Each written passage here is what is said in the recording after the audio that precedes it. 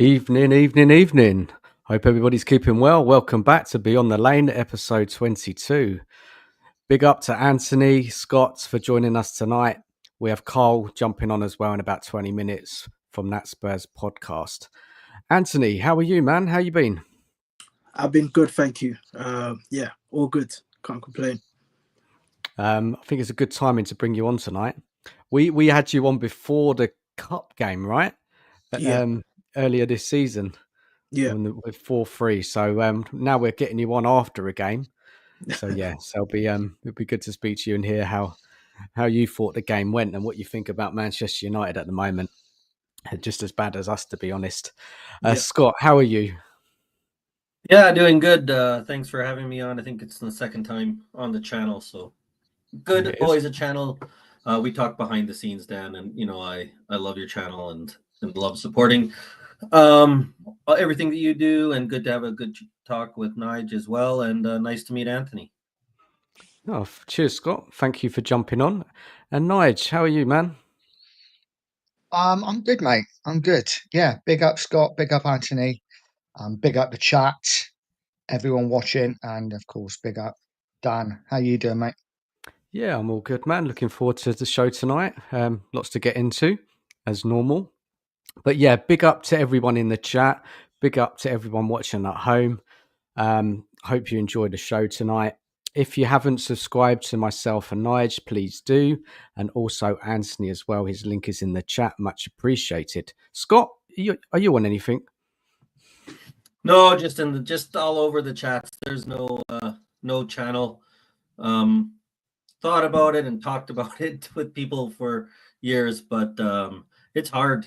As you know, running a channel, you have to be available all the time or it just doesn't work. And I like the ability just to hop on when I'm available, but not have to be stick to those, schedules and everything like that. So just happy to be in the channels, in the chats, and talking to people on their channels. That's good, man. Anyway, people watching in the chat, get involved with your comments throughout the show. It'll be good to hear what you're thinking, what we're talking about. So tonight we're going to be discussing that important protest at the weekend, what impact we think it made, and what really our expectations and what we want as fans for the club moving forward. So big up to everybody who was involved in the protest, everybody who attended, everybody who promoted it through their social media, word of mouth, through friends and family. I mean, it was a fantastic turnout, over 2,000 people. So let's just hope that continues moving forward and it grows, and the next one, it's even bigger. Look, we'll have some questions around the United game, and of course we'll be discussing Ange, and we'll be looking ahead to the Ipswich match as well. So many fans think we have turned the corner. Well, we'll be discussing that throughout the show. David Moyes is outperforming Ange at the moment, so lots to talk about with that man. Look, let's have a few hellos to people in the chat and see who's joined us tonight. Let's have a look. Here we go. Big up, Mark. How are you? Thanks for joining us. Big up, Totspur. Evening to you. Thanks for joining us as well. Big up, Ray. Hope you're well. Big up to Nicola. How are you? Big up to Marlon. How are you as well? Audio Artisan. Evening to you. And Scott saying hello. Jeff. Big up to you, Jeff. Hope you're keeping well. And Sean. Evening to you, Sean. And that's it now. Thank you very much for joining us tonight. So look, let's jump into that protest. Now, I have some questions around it. Let's start with Scott. Now, Scott, what's your thoughts on that protest and how it went? And do you think with fan pressure strong enough to force change? And everybody in the chat as well, what's your thoughts on the protest? And do you think us fans can force enough pressure? So I'll start off with Scott with that one. Yeah, I think it was looking at all the videos and pictures online and talking to people that were there. It seems like there's nothing but a success, right? You can't say anything but positive things. Everything coming out of there is great feelings, great job anyone who showed up, great job everyone involved. And I think that's the best thing about it, right? Is there's nothing but positive momentum coming forward from that protest. And I think that hopefully, I'm someone who's been a bit of a cynic. Like I always support the protest and always always suggest that we should do it and promote as much as I can, being over here in Canada.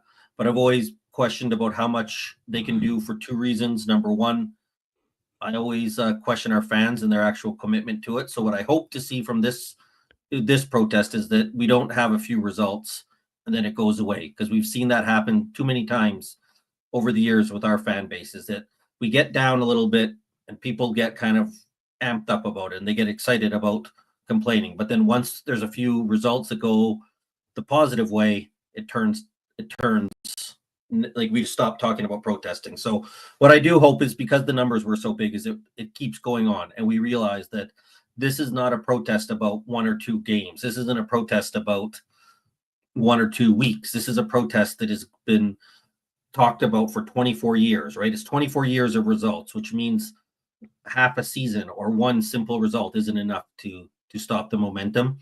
And I hope that we see that. Whether we can change the owners out, I don't think protesting alone is going to change it. The problem is there's so much money involved and so much money outside of football, right? These Enoch and Levy have so many real estate and other ventures that go on, and I don't know if we can completely get them out. If they're making billions from the what is the word? Why can't I think of it? Not revigoration, from redeveloping around the stadium, they're not going to leave, right? Because of that. But I hope that we can get change. I hope that if they are thinking that whether or not they're going to stay and all their financial interests are kind of been met, I think this can certainly make them change their approach to football. And that's what I'm hoping to get out of it, because that's what we as fans can control. We can't change the real estate prospects, right? We have no control over that. But hopefully what we can change is their focus towards football and them thinking about what the club means to them as a business and what we mean. And we'll see. That's going to be something that we can't determine. I don't even think this year. I think that might be next year and beyond of how we do it. But the signs right now are so positive, and as positive as they've ever been as long as I've been a Spurs fan, in terms of getting change at the club. I mean, it was an amazing turnout. I mean, I couldn't make this one, but just watching it all, or on YouTube, all over social media, the news, it was fantastic to see, and it touched me. I've got to be honest, seeing that amount of people getting involved this time and wanting to speak their voice about the disappointments of supporting Spurs and the board. 24 years, one trophy. Fantastic to see. And look, the people who organised it, they did a great job. And it was a safe process as well. That I didn't hear there was any trouble, which is also positive. And yes, look, just keep it going. Now, Nige, what was your thoughts on the protest? And when you think about it, how much blame does Levy actually take for all these years of struggle? First of all, I want to congratulate each and every person that went to the protest. I thought it was absolutely fantastic. I watched it on YouTube from start to finish, and I must admit, when I was first watching it, I was a bit concerned that actually numbers weren't there. But actually, by the time they got to the ground, the mass of people was really impressive, and actually made me proud to be a Spurs fan. And yeah, I couldn't make this one either. But hopefully the next one I will be going to. And I will just say, one protest alone isn't gonna oust Levy. This is something that now needs to go on and get bigger and bigger with every week. Someone said in the comments that it needs to be, we need to do it at other events as well, not just for football, which I agree with. Um, as for blaming Levy for everything, I can't do that. Levy has done some good things at Spurs, as much as I want him out. As in, we have to look at what we have, the infrastructure, the fact that we are currently, I've lived through, obviously most of us have, Leeds United nearly going under, Portsmouth nearly going under, teams like that. Sometimes it does concern me of who might take us over in the future. that they might use us as a toy in a couple of years, 5 to 10 years down the line, just leave us in a heap of mess. But I don't think he's to blame for everything. He's certainly taken his eye off the ball on the pitch, and that's my concern. Everything else now is more important rather than the football. And it said it all, didn't it, when King Charles, come to visit the stadium, and instead of giving a football, he was given an American football, which kind of said it all. So, yeah, whereas I don't blame him for everything, he certainly has to take a vast majority of the blame. And Anthony, obviously, how did it come to your attention, this protest? Well, I'm always on social, so I always see protests and all that stuff, particularly from Spurs. So to be honest, I thought it was impressive, because if I was a Spurs fan myself, I would be angry at the ownership and all that stuff. I'll probably even be there myself. So yeah, it's great to see the turnout. It's great to see the amount of fans that really care about the club and want to see the club finally move in the right direction. Like I said, I'm not a Spurs fan, but I want to see Spurs win things. Funnily enough, so if that needs to happen, there needs to be change, and it's good to see fans trying to force that. Whether it happens or not, we'll see. But it's important the fans continue to be vocal, continue to voice their frustrations, because there's no change without there's no there's no point having a voice, if there's not going to be change happening on the horizon, and it needs to happen. And do you think it was a long time coming, Anthony, this protest for the Spurs fans? Very much so. Like I said before, it's been years since Spurs last won a trophy. Is it 2008? And for me, that's not good enough. And the thing is, you can only, it's been so for so long that people trying to put the blame on managers, players, but when it's been that long, it's got to be placed on the owners. It's got to be placed on the people above. And again, it was very much in the works. And like I said before, I give huge praise to the Spurs fans, those who've been vocal, those who've been going to the protests, because it is definitely needs to happen. Definitely. Let's get some comments up in the chat. Daniel, big up to you. Hope you're well. Consistent protesting is needed. He then goes to say, protest needs to happen even in the off season.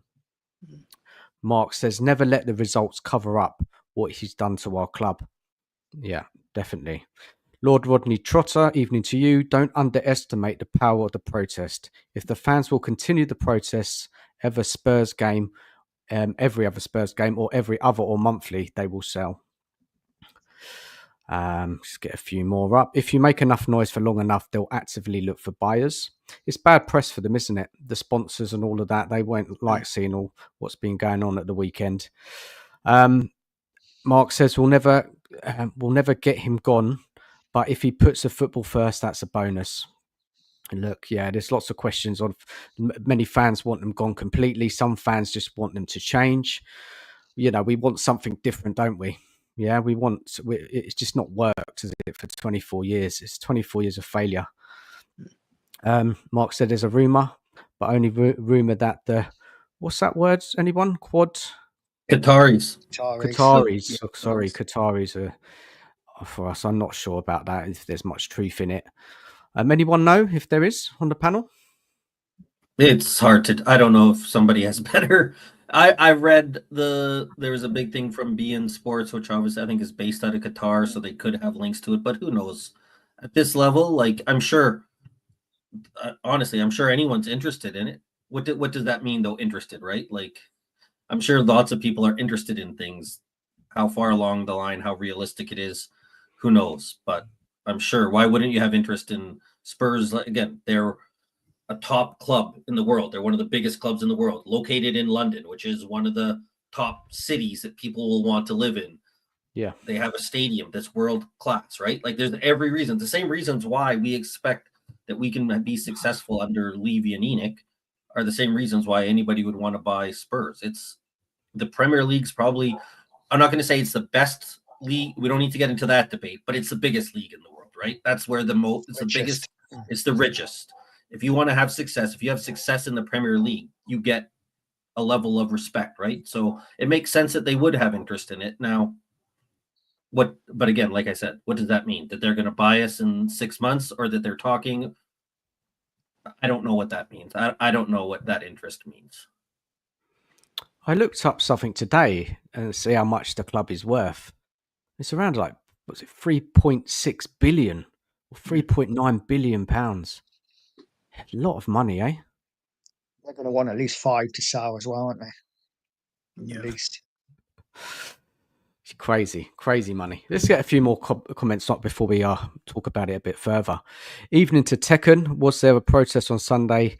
Made some videos to big up everybody in the chat and everyone on screen. Last time I felt this good was after we thrashed Madrid at Wembley. It was. There's many people saying that the protest made the fans feel much happier for such a long time. I mean, there was a game against Arsenal under Conte, which was crucial for that fourth spot. And that was a lively and a really, really good night that was. But yeah, we've look, that's crazy, isn't it? If you think about it, that made fans happy. A protest. It says a lot, right, Nige? It finally give the fans their voice. As has been said, they finally have a chance to get their frustrations out in a calm and, non-violent manner. And it was perfect. So many fans just got to walk down the street together. So many fans that wouldn't get together usually as well got together. That's one of the nicest things that I find about it, is that you saw different YouTubers, so many rumors about people not getting on, everyone together. And that was really nice to see. Yeah, it was.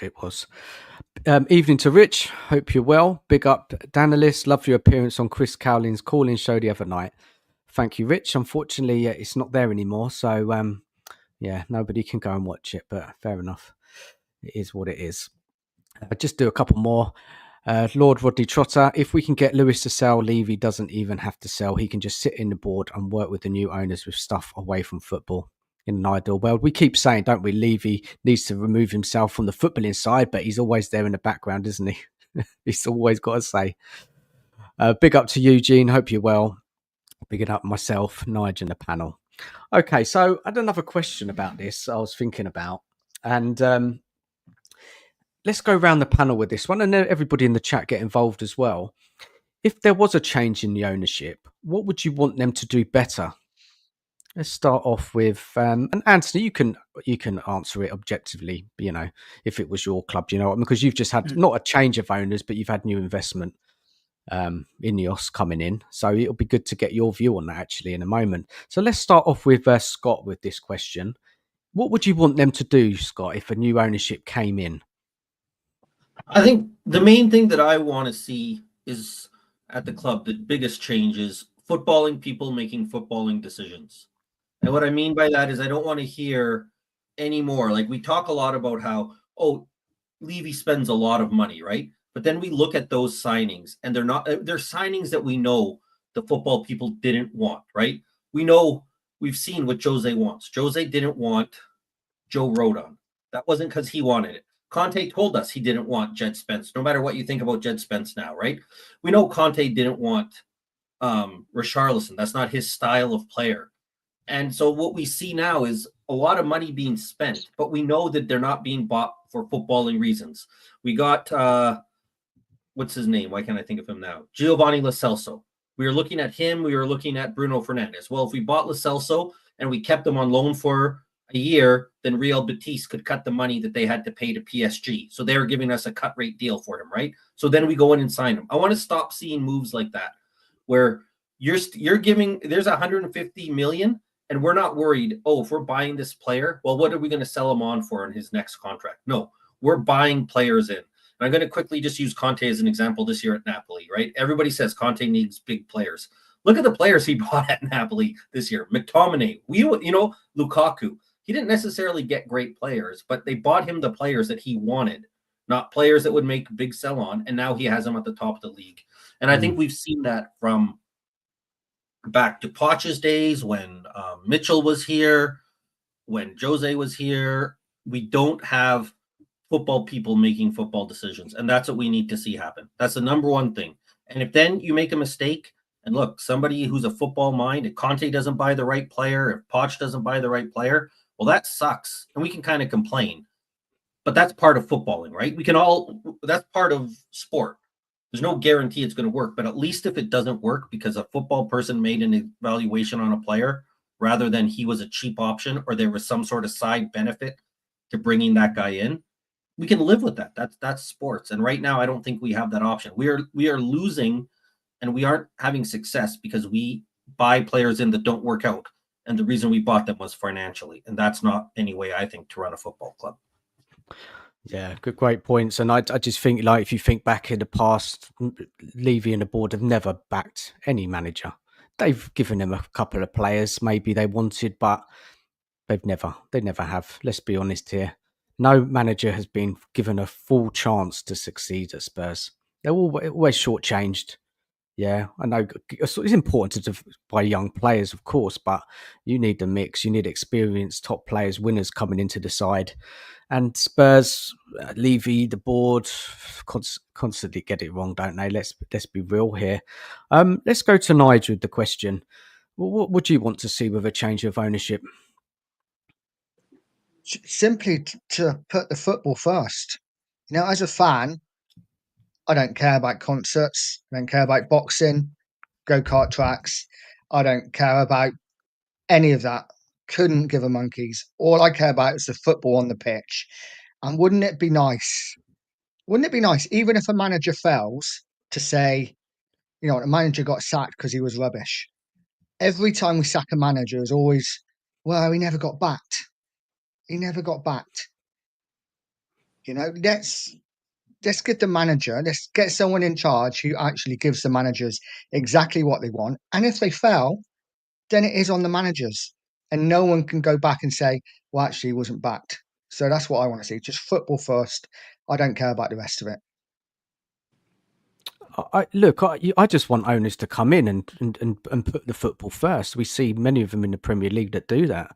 You know, give managers chance, give them players. Hire a decent coach would help as well, wouldn't it? They've got that wrong, hiring Ange. But yeah, get a decent coach in, back in with the players that he wants. And it doesn't guarantee success, of course not. And spending money doesn't. Look, Spurs spend money. We're like the third biggest spenders in the past 5 years, but the money has been spent awfully. And if you have owners who come in with the recruitment team needs to change. It's not working, this recruitment team, for me. I think we need a look at that, a different recruitment team to bring in. You know, you're not going to get the top players, but the scouting has got to be better. It has to. It's got to be much better. Get some gems in there into the team, but also go out there and get a top player from a top side. When have we ever done that? We've not done that for so long.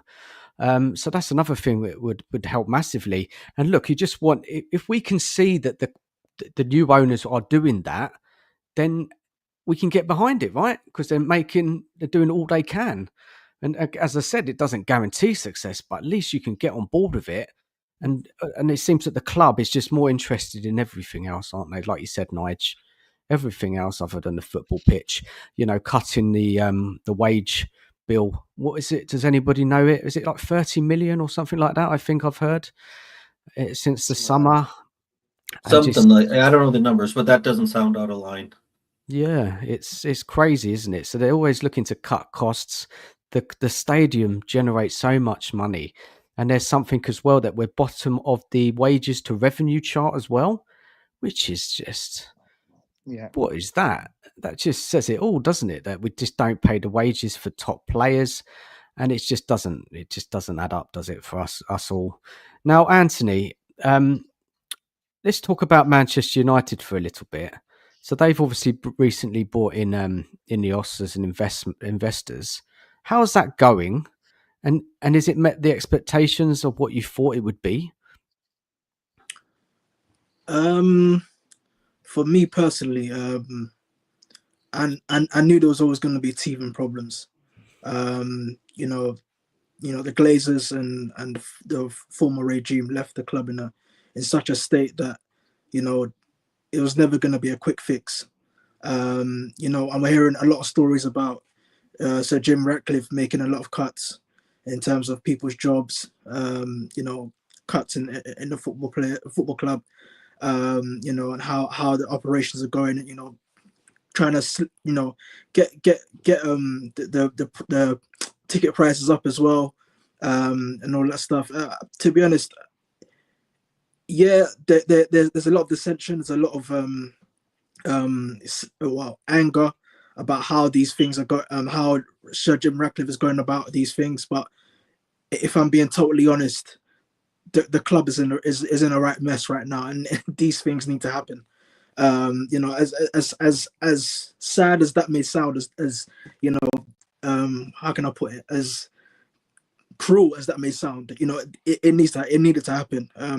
There was a podcast from the Talk of the Devils about the state of the United in terms of the financial situation, and it sounded very worrying. And hearing that made me realize that Sir Jim is actually making probably the right decisions in terms of what he's doing. The club is a mess, and it showed in our transfer movements in January, not getting anyone in, even when we had to sell 3 players that could have been crucial to our attack, potentially. But it only goes to show that the actions that Sir Jim is doing is only going to help in the long term. But yeah, I know there's a lot of dissension. I know there's a lot of anger right now, but I think it was never going to be a quick fix. I expected, for me personally, I expected things to take time. I didn't expect Ineos to get things working in tandem smoothly in a year. For me, it's been a year now, so it's always going to be a lot to do. So, but yeah, for me, there's still so much to do financially, upstairs, to get this club back to where it belongs on the pitch. And yeah, hopefully, I'm really hoping that the steps Sir Jim has made will help in the long term. So they run football, everything the football side now, don't they? Is that right? Yeah. They run it all. Were you disappointed with the January window, or did you expect to bring in another forward, or were you kind of like, because a lot of fans I've heard, Man United fans, were disappointed with that window. I know you brought in, was it the fullback? Was it what's his name? Patrick Dorgu. Dorgu, that's the one. Yeah, he played at the weekend. Who else did you bring in? I know you loaned out Rashford. Yeah, we signed Aiden Heaven from Arsenal. He's a youth player. But yeah, those two that was just about it. To be honest, before I heard that episode on Talk of the Devils about United's financial situation, I was angry with the fact that we didn't, at least bring in another attacker or another midfielder. But after hearing that, I understand why they didn't. We are in a bit of a PSR hole right now, where if we were to bring in another player, it would have really, put the club under more financial pressure. But again, it's not fair on Amorim. He's having to coach, he's having to do these things with his hands tied. So we're going to get into him a bit later. Yeah. Amorim. Yeah. When we come to the Spurs Man U game on Sunday. But yeah, I want to hear from you about him. See what you're thinking. So if you were a Spurs fan, would you prefer to Levy and Co to sell, or to change massively what goes on the football pitch? That's a good question. First and foremost, I would want them to change. Change tact. Actually, as Scott and Nige just said, to focus on the football. Stop trying to do things. It's for financial, to get the club in financially right and all that stuff. They're not like United. They're not in a financial state that they have to focus solely on financial matters. Focus on the football. That's what fans want. It's been how many years since the last trophy? It's time to put emphasis on the football matters. Spurs aren't in the same financial state as United, where they have to be they're forced to make financial decisions. Spurs are in a position where if they focus on the football side of things, maybe then there will be progress on the pitch. So yeah, for me, if Levy is to stay and all that stuff, and there's no change in ownership, he needs to change his tact in order for Spurs to move forward. The worrying thing is that they think they're not doing anything wrong. This is the problem, isn't it? They think they're investing in the future for youth players, always looking at the future, never the here and now. And they've got away with it so much now. It's just become a joke. Yeah. And again, I'm so pleased that these protests have really got going now. Anybody else want to add anything to this conversation regarding change of owners or change in how they manage? I mean, for me, I would want them gone. I wouldn't fully trust them to. It has to be, I think, that change. I think there's been too many opportunities. If they were going to change their ways, that they would have. And so I think there is no change without Levy leaving. They have to be completely out of the club. I think somebody said it. I think Corey said it in the chat. If Levy sticks around, even if there's new owners, he's shown too many times. If he was going to change, maybe he could have said, hey, before we got to the Poch's time, I needed to be in control. But then Poch, we saw the success we had. That would have been the time to back off and let Mitchell and Poch run it, right? They had shown together that they could create success, and he didn't. Or if he even said, okay, now we have to get through the time of the stadium because I want to see the stadium built, then I'll back away. And he didn't. He's had enough time to back away. For me, he's had the chances that if he was going to change and back away, that he would have, and he's shown that he can't. So I think there is no change with Levy or Enid. Oh, they're the same. Lenik and Evie at the club. They can't be here. Yeah, Nige, over to you. Kind of agree with what Scott says. My fear is that Levy will dig his heels in. So right now, if someone said to me right now, I say just change, put the football first. But we all know he's not going to change. He has to move away from the football totally. It's the only way we got a chance, because there is no doubt Levy is fantastic when it comes to business, but footballing wise, he hasn't got a clue. So he has to move away from the football side. But if he can, then he has to go, and that's the bottom line. If he cannot stay out of the football, he has to go. Yeah, let's see if there's any comments in the chat about it. I mean, Archer, big up to you, Archer. The Red Devils signing a player called Heaven. You couldn't make it up. Corey Boy says, if the new owners keep Levy, we will stay the same as we are, and the protest will be in vain. We want Levy out with Colin, Enoch, and any other of the snakes. Yeah. Sean, big up to you, Sean. Every time there's a protest, Levy puts out something, is looking to buy the club. We were linked to an £80 million player today as well. I don't know if people saw it. Were we? Young player from Borussia Dortmund. Yeah. Let's see if there's any other comments. 2 marks. Levy out, Enoch out. Not sure what that means. It's probably on SP's channel. 3 to 5 years. I wouldn't give him 3 to 5 seconds if I was buying. And Lord Rondy try. Any new owner will relieve them of their duties. If Lewis sells but Levy doesn't at all, he'll have to 18% voting rights, nothing else. Levy Towers is in the building. Levy has to go. Right. Okay. Yeah. Let's wrap up this protest talks again. Look, let's just hope they keep going. And did anyone notice, they had an insit protest? Do you think that because we won the game, a lot of people just scarpered? And if we'd have lost it, maybe more would have stayed in at the end. What do people think of Possibly, that? I think staying after the game is a lot more difficult because it is hard to get out of Spurs. You know, a lot of people will leave a couple of minutes before the end just to get out because it can be a nightmare getting the tube back.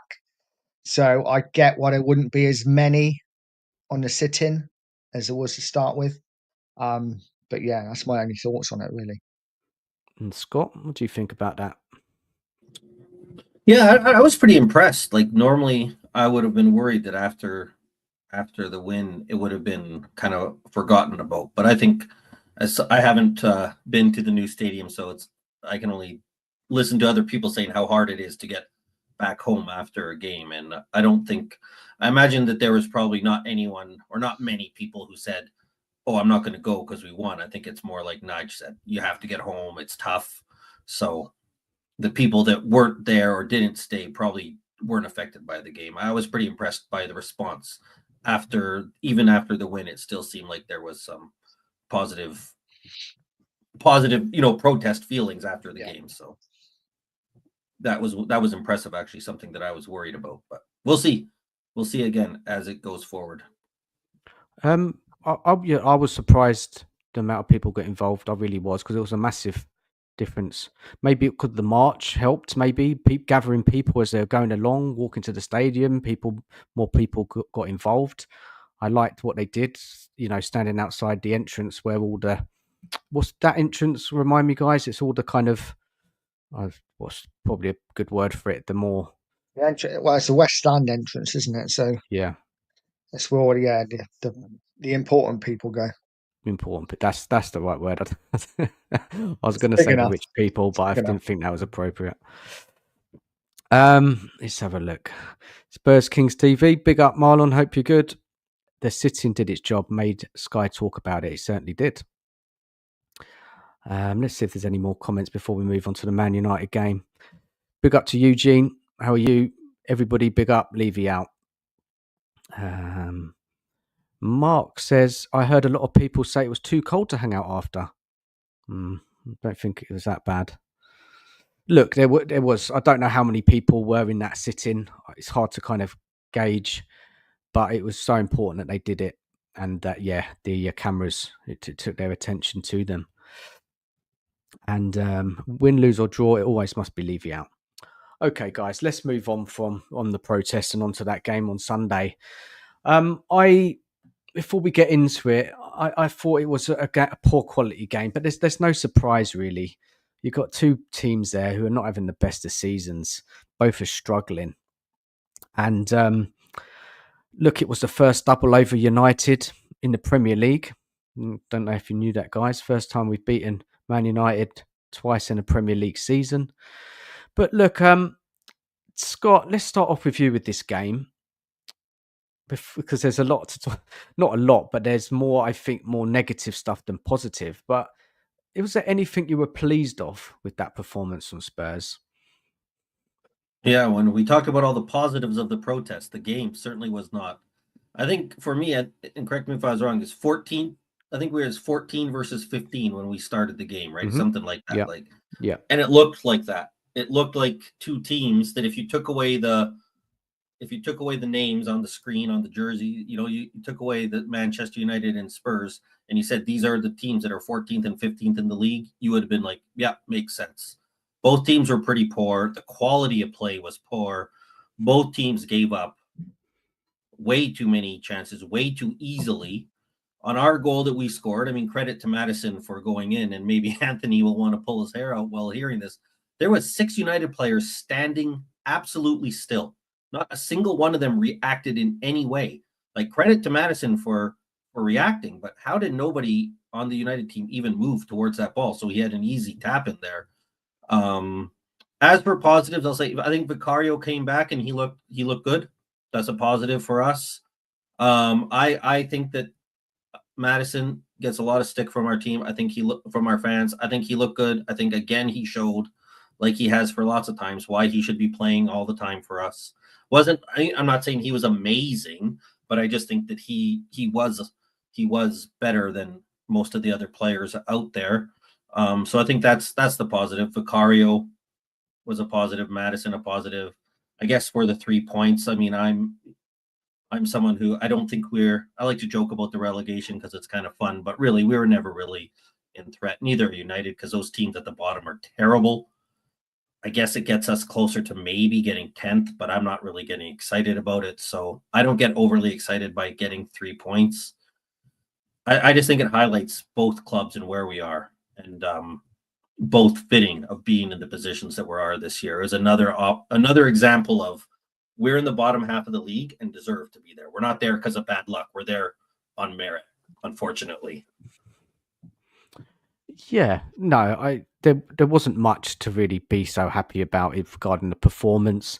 I mean, there was a couple of plays I felt played quite well. There's a couple I'm going to ask you guys about them in a minute. But if we just kind of wind the game back a bit and go to Anthony, looking at kind of the Man United, what was their game plan, Anthony? What did you think they were trying to do in that match? For me, Ruben Amorim was trying to get the team to control games. It's been up and down ever since he came in, because much of our problem over the past few years has been our inability to control games, our inability to stop teams from attacking us relentlessly, as we've seen for much of the past few years. I think Amorim's plan was to get us to actually play football. In some cases, in some areas of the game, I did think we kept the ball well and all that stuff. Sustained pressure and all that stuff, but it wasn't a thing where we can say we controlled that half, we controlled the first half or second half. It wasn't a case of that happening, and that's been our problem all season, under Ten Hag, under previous managers as well. But yeah, I think Amorim, he wants to get the team to develop itself in trying to get to dominate teams. We may not have the players for that right now, but again, he's building foundations for it. And whether that happens in the future, we'll see. But I think that's his plan right now, to get this team, or to get the foundations in the tactics, in trying to dominate teams, trying to dominate off the ball and in possession as well. Look, I know Man United, they didn't have a lot of options, yeah. I get that. They've got a lot of injuries at the moment. We all saw their bench. Yeah, it's just kids on there. I think Lindelof was on there. It was just literally no one to come off and change the game. You had a midfield of Casemiro and Fernandes. Yeah, in there, two in there. And I just thought, look, I thought what they tried to do was try and go direct. It looked like they tried to get the balls into the forwards quickly. Would you agree with that, Anthony? Would you think that they were trying to get it out to Garnacho, to the two forwards? Yeah. Quickly. Yeah. Because obviously we played a high line, right? Spurs played a high line, so that was probably their best way of getting at us. Yeah. Now, I just thought, although we had a lot of possession, Spurs, we lacked that kind of idea what to do when we got to the final third. It was like go sideways, pass backwards. It would go out to the wings. Son would always be checking in back. I just think, and I know we did score the goal, which was it was good from Bergvall. It was just an instant shot. We just took a chance, and Maddison was there to tap it away. Now, other than that, I wasn't impressed with Spurs. I'm all impressed with Manchester United. I thought it was just a horrible game, really, lacking so much quality. And Spurs in the final third, they just lacked idea, invention. I didn't think Tell played well. Going on to you, Nige, what did you think of Tell's performance? Because I hear a lot of mixed messages about his performance at the weekend. I thought he did okay. He struggled, I think, holding the ball up. I don't think he was strong enough. I think he come up against two defenders who bullied him a little bit. But I think he did okay. I think all in all, like you say, I think it was very much a mid to lower table game, very little quality from both sides, and both teams had chances. You know, I think United in the first 15 minutes could have scored 2 or 3. So, Do you think? I Do you thought think? United were unlucky. They had a spell, didn't they? Literally, they had 3 chances within a minute. Vicario made a couple of saves, but Yeah. yeah, I thought both sides struggled a little bit, to be honest. I think United have only scored, what am I, is it 12, 13 away goals all season? Something like that. They haven't scored many. So the fact we give them so many chances was a concern. But I have to give a special shout out to massive Spurs fan, Roy Keane, who obviously had a little dig at Madison and Madison giving some back. So, Keno, if you're watching, I know you might be, big fan of Beyond the Lane. If you're watching, if you could have a go at Sonny this week, then he might score for next week. So, Look, you're right. Look, we did that thing again, guys, didn't we? Where we'd get a goal and then we just kind of give up the play and let them have some chances. Fortunately for us, Garnacho couldn't finish. That should have been a goal, really, shouldn't it? And yeah, there was a couple of saves from Vicario. But yeah, so we go into half time 1-0. Scott, what did you think of Tell's performance generally throughout the game?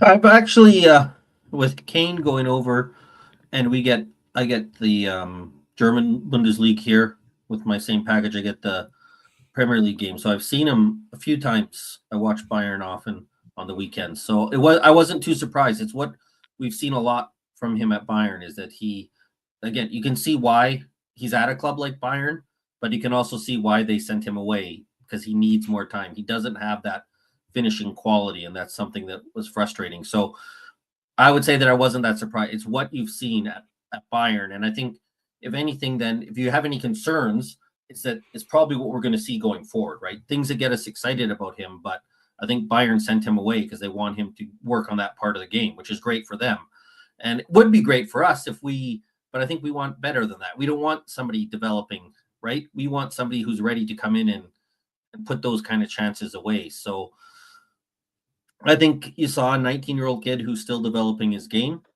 I don't think you can expect more than that from him, because that's, again, why he's here and not playing for Bayern. But my concern would be is that we want someone, I think, maybe I'm speaking for myself, but I think most Spurs fans would rather Tell at age 25 putting those chances away because he's developed here. So if we keep him and he's developing, you can deal with those kind of mistakes. But if he's just going to be here on a loan spell and go back in the summer, then I think we have to be concerned. Why did we bring him in here? Yeah, look, I know there's something in the contract that we can buy him, but for me, look, I don't really want to blame the guy. I mean, he's a young player; he's very raw. When I talk about Tell, it's more my disappointment that we didn't get somebody else ready to go, someone who's going to come into that team and make an impact straight away. Mate, it just didn't make sense bringing in. So we loaned out Lancashire, and then we brought in another youngster. Obviously Tell's a lot more experience. Of course, he's played for Bayern Munich, Champions League, and all of that. But I just think from what I've seen so far, and I know it's only been a couple of games, like Rob Frank says in the chat here, Tell was poor, literally messed up in every opportunity he had. He had a load of shots. I mean, there's clips on there that he's, when they do these highlight reels of players on X of their performances, I just didn't think it was really necessary for that. He didn't do anything really. There was a couple of times he brought the ball down well, I can remember. But again, it was just, he didn't really offer us much. And we really lacked that focal point up top, I felt. But then again, I don't want to blame him. Now, Anthony, I know you like your young players. What did you think of that signing? Because I know Man United were after Tell as well. What did you think of the player before he came in? To be honest, if I'm honest, I didn't think he was the right fit for Spurs. Or I didn't think Spurs were the right fit for him. To be honest, I think he's a player that he needs help around him. As we said, he's young, so he's not going to be able to lead a line for a club as big as Spurs right at this moment. He's not going to be able to do that so quickly, and with just how many months of the season left to go. I think they're asking too much of him. But for me, on a individual level, I think he's a quality player. Just a bit skeptical how he would fit in at Spurs. And I'll be, I always said, when he came in, I'll be very surprised if Ange gets him, playing consistently well between now and the end of the season. What did you think of his performance? I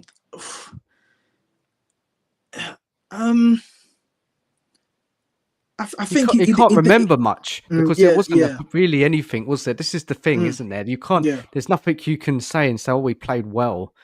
And look at him. He's trying. He's happy to be here. You see him after the game, happy that he's got the win. He's 19. He's enjoying himself. Yeah. But it's not what we needed, really. I think he's one of those talents where he needs rhythm.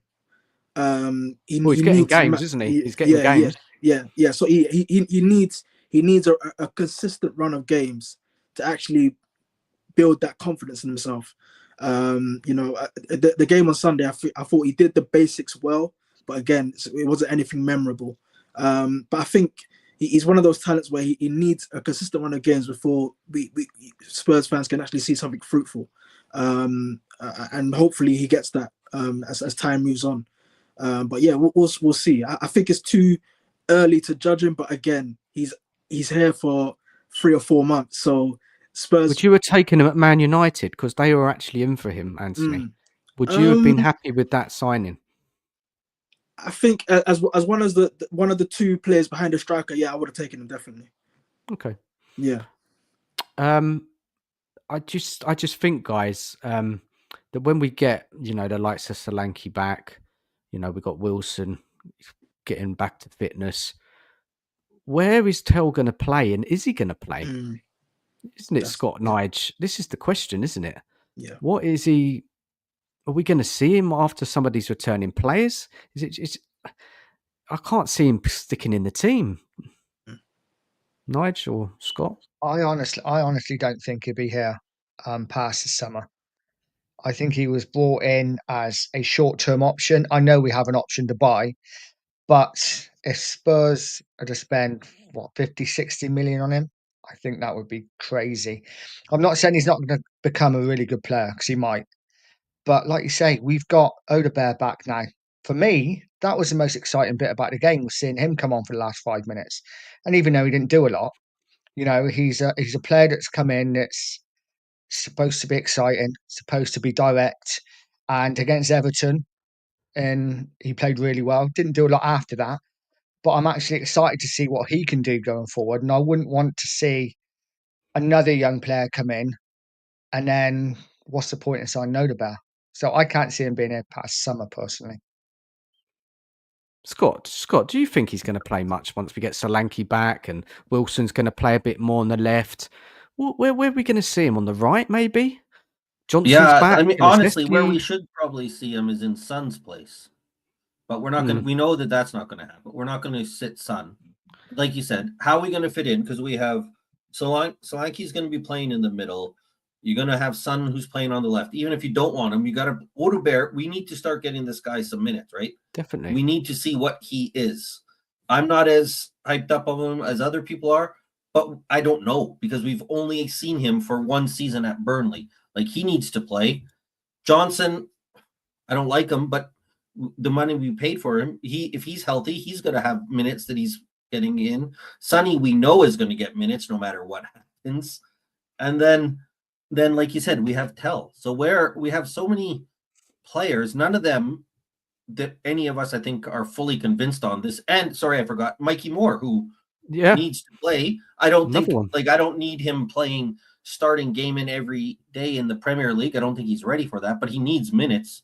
We can't have a 17-year-old playing the rest of the minutes, getting 5 minutes a game for the rest of the season, right? He needs to play games. So we have too many players who all need minutes for their development, and so we can evaluate them. Plus Sonny, who is going to play, whether we know he's going to get his minutes. And so it's kind of like, where are these guys? How are we going to fit them all in with all these minutes? We don't have the time, and we, because of Levy, we know we can't throw away games either.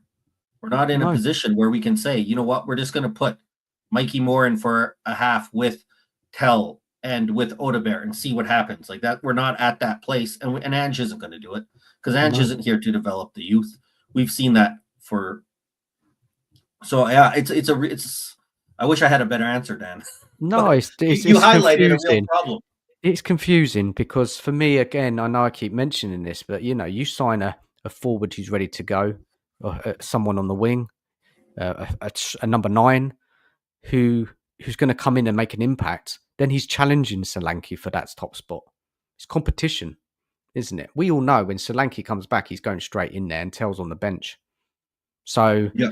And then it's confusing because Nige, you said that you don't think he's going to hang around after the end of the season, and maybe Tell doesn't want to hang around, and I get that. But Ange is like saying, "Oh, well, he's going to be a fantastic Spurs player for the future." It's just a load of rubbish, isn't it? Dan, I got a question for you, Dan. Go for it. So we got all these players. So we got Odebert, Sonny, Johnson, Solanke, Richarlison, Moore, obviously Tell. And if I was to ask you in the summer, what positions would you like to strengthen? I'd say that most Spurs fans would say, well, it'd be nice to see a striker or another winger. Yet we got about 10 of them. This is what I mean. It's a mess, isn't it? Ange's signings, or if he signed them, or the club, or even who knows. There's so many mediocre forwards. We've got Son on his last legs. Solanke's okay. He has had some output, but we haven't always played to his strength. And I don't think he is an explosive striker. I think he works hard. He presses well. He can offer us something. I see Solanke as a kind of like a sub striker who can play a lot of games and and help us, but not our leading top striker. That's what I think. Probably the best. It's probably the best of what we got though in the moment, isn't it? Yeah. Out of everyone, Solanke's probably the best. Which says I think I can't really fault him. He's got his limitations, right? So you look at that, you think Wilson's one for the future. Who knows if he's any good? We don't know. Kulusevski, I'm sick of seeing him on the wing. He can't do it. He's more of a central player. Who else did you say? And there's more. He's one for the future as well. Look, for me, if it was me, I would be upgrading the forward line. I would be bringing in a top right winger, a top left winger, and a forward. But Tottenham Hotspur just don't do that today, especially under. Well, that's the problem, right there. You said it exactly. We brought in so many guys that all have questions. Yeah. Solanke maybe not as much, but even him is still. You're not like, hey, here's the guy you need in your lineup. No doubt, he's in your lineup. Mm-hmm. He is because, I think Nige said, he's the best of what we have, especially at 4. He's the only this guy is 100% a forward because there's even questions about Richarlison, Tell, Sonny, who's going to play there. But we have nobody in no place in the front line where you're like, bam, we're solid. Here's our right winger. We know he's our right wing. Here's our left wing. We're set here. We don't have any concerns. Even striker, we're still like, okay, Solanke will say yes, but I don't think anyone is excited. Let's put him out there. Yeah. And we spent so much. We have so many bodies and so much money. Like Richarlison, Solanke, Johnson are not cheap. Even Odebert, 30 million maybe nowadays isn't, but guys that have to play that we can't just send off, or we could, but Levy won't just let us get rid of, right? They're going to be that they're getting paid what we paid for them. They're going to get rid of them easy. No, they're in contracts. Have just joined. No, you said it spot on there, Scott. You said literally Solanke is the only player we have who plays in the number 9. Every other player we have in that front line is bought to play anywhere across that front line. We don't have specialists in the right positions. Exactly. Let's just buy a load and see if they work. Look, I said this the other day. I think I said it on a Savage show. If you look at our forward line, does any of them excite you and think, I'm really looking forward to watching them today? Well, Mikey Moore, but really we're more excited about what will be here 2-3 years down the line.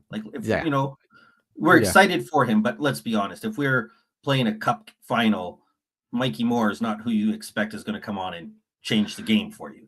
We're excited what happens 2 years from now with Mikey Moore. And Which is because why we've I got was Ange, excited to see Odegaard come on.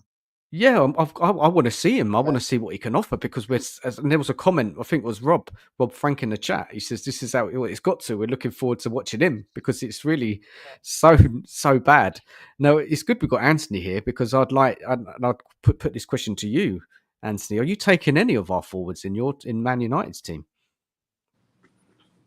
We're a bit we're lacking really we're lacking a lot right now. I think lacking quality and lacking confidence is what's our problem right now. Because for me personally, individually, if I was to put the attackers on paper, Garnacho, Højlund, Xerxes, who else? Ahmad. That if I was to put these guys on, I would say very, very good players. But again, like we saw on Sunday, they're just lacking conviction, lacking quality, and lacking confidence. Which is never a good recipe when you need points. So who would you take? Would you take any of the Spurs forwards? That's a good question. I'll take Kulusevski. Yeah, definitely. Yeah, I think that's Solanke. Solanke. I'm a big fan of him personally. Yes, I would. Yeah, I'll take Solanke. Yeah. Okay, that's about it. Yeah. This is what I mean. You're struggling, aren't you? You know, you look at all the other teams, big sides. They're not taking many of our forward players, and that just says it all. They're just not good enough. And I don't know, guys.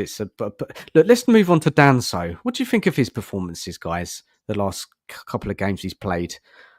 Anyone got any opinions on him? I know it's early. Have you liked what you've seen? I like what I've seen from Danso so far. He's no frills. He's a defender. He wins his headers. He's quite good on the ball. He's better on the ball than Dragic is. He just does the basics well, I think. He's not gonna, like I say, he's not a player to get you off your seat. But I want to have a defender that actually defends. Yeah, look at that. If you look at him from a defensive perspective, I know we got smashed on his debut against Liverpool, right? And then we lost to Villa, and this is his third appearance, I think. I think it was a solid performance.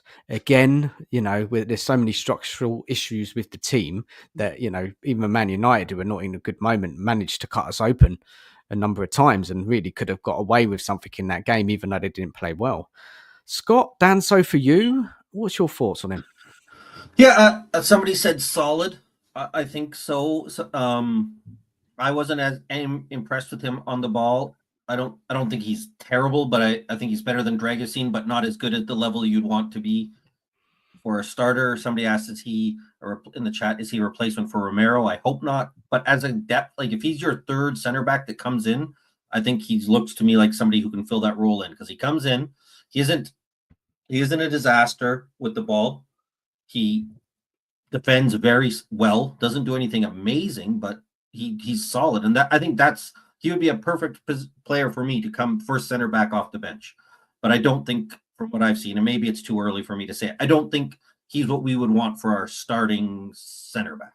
You haven't seen enough yet. As a depth player, which I think is based on what he's signed for and what he is, I think if he's your depth center back, and nowadays we know if you have a depth center back, that doesn't mean backup, because you're going to probably end up playing at least 5 to 10 games in the Premier League with injuries nowadays, and you're going to probably be relied on to play key cup games. It's an important role, but he's perfect for that because he doesn't come in and do anything stupid. And we've seen over the years defenders that come in and do. There was a comment in the chat that people think they brought in him to be Romero's replacement. Would you be happy with that, Scott and Nige? No, I don't. Like I said, I don't think he should be starting, and that's not meant to be. I'm not trying to be negative about him, because I think I like him as a player, but I don't think he's at that level that you want him starting 35 games in the Premier League for a team that wants to be in the top 4 competing for trophies. But I understand why, because, all the talk about Romero leaving. I think, though, what it does do is when you have Romero, who's missing games as much as he's been here long enough. We've seen it. It's not a one-off. It's not bad luck. Romero misses games. If you have a player like that, I'm much more happy with Danzo coming in than I would have Dragusin coming in, or Ben Davies coming in, or Longley, or Dyer, or Sanchez, compared to some of the other names we've had over the years, or even a young Ashley Phillips. I think Danzo being there, I really like him in that role, not as a starter though. No. Okay, no, fair enough. I think that's a good assessment of him myself. Yeah, I didn't know much about him before we signed him. Anthony, is it a player that you knew of? Yes, I knew of him definitely. I think he used to play for Southampton. He played a fair few games for Southampton. He has been one of the best centre backs in Liga when he was at Lens. So I could see why Spurs were desperate for him on the last stages of the window. But I agree with Scott. I don't see him as a 35 game a season starter. I think he's a filler for Romero. For me personally, but again, a player can always improve with the right conditions and environment around him. And if he has that, he can turn into a world beater. Because I was a big fan of him before he came over to Spurs. I did think he had the potential to be one of the top centre backs in Europe. But again, it's whether Tottenham will offer him the right conditions and environment to thrive.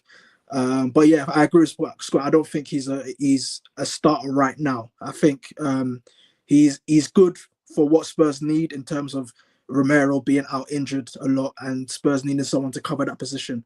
Because, as well as Archie Gray has done there, that's not his best position. Spurs actually needed a centre back there. So, good squad player, a good squad player, then a solid squad player. Yeah. And people in the chat, give us your thoughts on Dan. So I just want to get people's thoughts on him, really, because I'm not sure yet. It's too early for me. I think he's done okay. I mean, he got a big standing ovation when he came off. He didn't do a lot wrong against Man United. I just think it was the whole kind of the lack of protection in midfield, which we're going to get to in a minute, regarding how we are, how we play. Let me say, let's move on to we can talk a bit about Man United in a minute, but going back to that Spurs performance.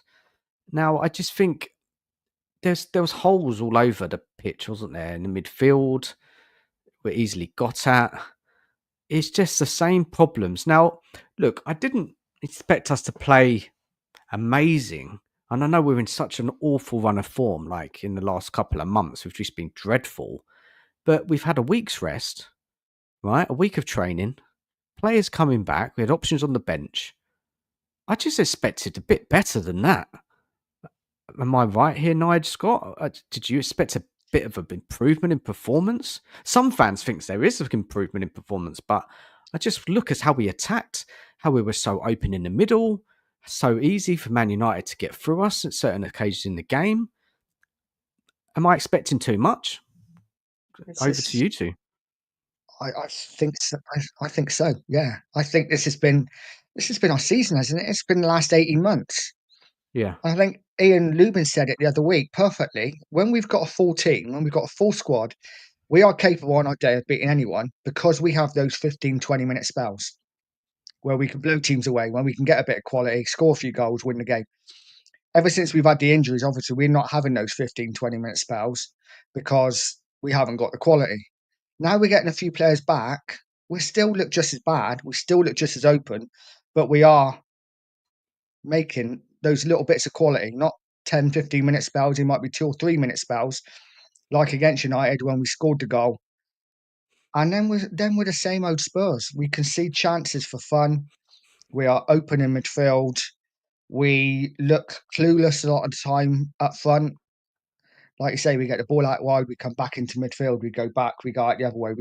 It's a lot of horseshoe football. It's no different to what I've been watching for the last 18 months. The difference is now we've got a little bit of that quality back, so we are likely to score a few more goals. That's it. Scott, what do you think? Did you expect a bit better from the...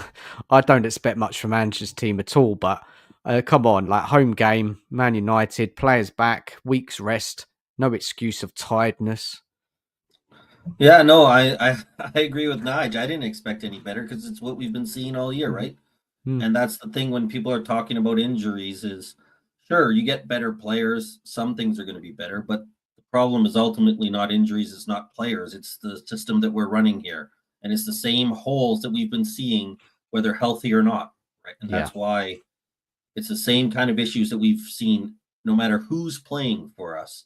We've seen these same issues for us. So I didn't expect much difference because I knew that we aren't going to change. I knew that we were still going to play the same way where we give up the midfield and the midfield is wide open. And I think that's ultimately because the one place where we've been relatively healthy, I know we've missed a few games, is our midfield. But the one problem we've always had throughout the time that Ange has been here is how easy teams can move through that midfield. It doesn't matter who's there. It's so easy to come through us. And no matter what happened, we weren't ever going to get that number 6 that we all. I assume I haven't heard 100%, but I'm pretty sure every Spurs fan has been talking about where's that number 6 that we need that we I don't think play most with, do. and that Most wasn't do. going to come in, right? So yeah, not really too surprised because Yeah, it's what we've seen. look, as I said, I didn't expect it to be hugely better, but I just expected something. I think we got very little. Obviously, Maddison is a quality player; he can make things happen.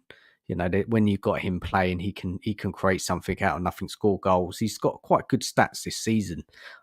He's doing well, even though he hasn't even played every game. Is a lot of times Ange hasn't chosen him, which is madness, really, because he's the sort of player. We haven't got anyone else like him who can create like that. But again, he needs a midfield structure around him so he can function well. He's not going to be a player who's going to be trapping back. He did it on Sunday. I saw a time where he did win the ball back and he did well, but he needs a solid midfield around him. And the question is it the DM we're lacking? Yes, I think so. But also, it all comes back to Ange's system. It's just rubbish.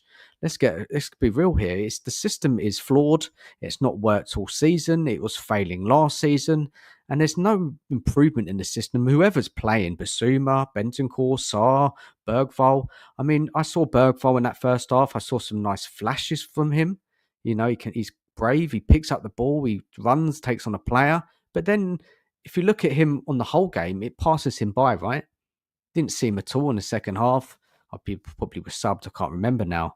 But yeah, there's definitely a lack of. Is it a lack of quality of player? Yes, maybe. But it all comes down to, again, Ange's system. And Anthony, you know, you've obviously watched Spurs. You've been following them. Are we right? What we're saying here? Yes, I agree. Especially with Ange. I think how long has he been there now? 18 months. I do think he would have. I would have expected him to get a much hold on his tactics. Get Spurs more solid. More playing with more conviction, playing with more assurance, especially out of possession. It just hasn't happened, which is disappointing for me because I've been a big fan of Ange. You know, before he walked through the doors at Spurs. So, you know, whether he'll be there, let's say over the next 12 months, I'm not too sure. Well, there you go. Yeah. So you don't believe in this football either. Good. It's good. Look. A lot of rival fans who I listen to, they think he's terrible, a manager. You go and listen to a rival. So they have these panel shows on YouTube or podcasts or whatever, and they are just slating Ange. They're laughing at his tactics. What he does is embarrassing. He really is. And Anthony, we heard what Ange has been saying the past, God knows how long, injury excuses. Yeah, he never stops talking about it. What did he say at the weekend? He was having a go at other managers because he didn't get a sympathy card or something like that. Did anyone see that? This guy, he's unbelievable, isn't he? And he's honestly, he's like a comedian. Stuff he comes out with. Nige, you looking like you want to say something. Didn't he say about Amon? Because obviously Amon had all kids on the bench, and he's like, "Yeah, That's we've it. been doing That's it. doing it for 2 months or whatever." It's like, oh, get over it, mate. Oh, it's Get over it. embarrassing, isn't it? It's really embarrassing. But look, I just want to bring up some comments in the chat about Danso because I did ask. So let's it be fair, just bring them up. Mark, Danto's a solid pro. There's no denying that. It wouldn't be a surprise if he is Romero's replacement. I feel like he has checked out already. Yeah, Romero. Yeah, there's a lot of people got things to say about this guy. Barney, Danso looks like he enjoys defending, which is positive. I'll say you made a very good assessment. Steady Eddie to come in and help. So he agrees with us. Archer, I don't think Danso was at fault for any of the goals against Liverpool or Villa. He looked solid enough, promising start.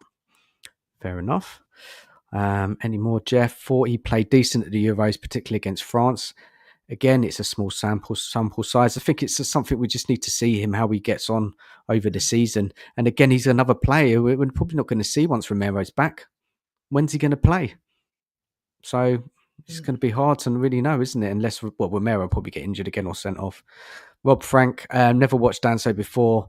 He's been all right for us so far. Yeah, so it's all kind of what we're saying, really, isn't it? That he's okay, squad player. He can do a job for us better than likes of Ben Davies, like you said, Scott. He's not like Gray. Gray's not a centre back. Who else did we mention? Radu as well. He's got a long term injury, so better than them. So yeah, I want to move on to Manchester United a bit here. And Anthony, and I know you touched on it a little bit about Almerim. Now, when he arrived at Man United, I'm sure Man United weren't that low in the league, were they? No, we were 12th, I believe. 12th, okay, 11th. so not so it's okay, so fairly similar. Yeah, few points give and take. What's your assessment of him so far? And I know he hasn't got his players, and he's working with what he's got. You've got injuries. The injuries have built up recently. Is there anything you've seen? I know you did get a couple of good results. I think, did you beat City, right? And you knocked Arsenal out the FA Cup. yeah. There's been a couple of good results. You went to Fulham and won, which is not an easy place to go. But your home form has been absolutely shocking, hasn't it? You've lost to the likes of Bournemouth, Brighton, Forest, Palace. I know it's early, and I know managers need time, but what you've seen so far, I don't know how many games he's managed. I know he came at the end of November. He's not getting. I mean, I was listening to Sky Sports and I was listening to Talk Sport, and they were really slating him. Tell us, what do you think? Well, you mentioned Sky Sports and that slating him. Of course, he's going to be slated. He's a United manager. No matter if he's there for what 1 month, 1 week, Unless he's doing what Alex Ferguson did. Yeah. So they're always going to match him to that standard. He's a United manager. He's supposed to be winning games. I think for me it's unfair. He's in a really difficult moment in terms of the club as a whole is not performing, not just on the pitch, upstairs as well. And like I said before, he's managing this club with his hands tied. But what about his performance? Come on, and you're kind of beating around the bush here a bit, Anthony. I've got to be honest. What have you seen?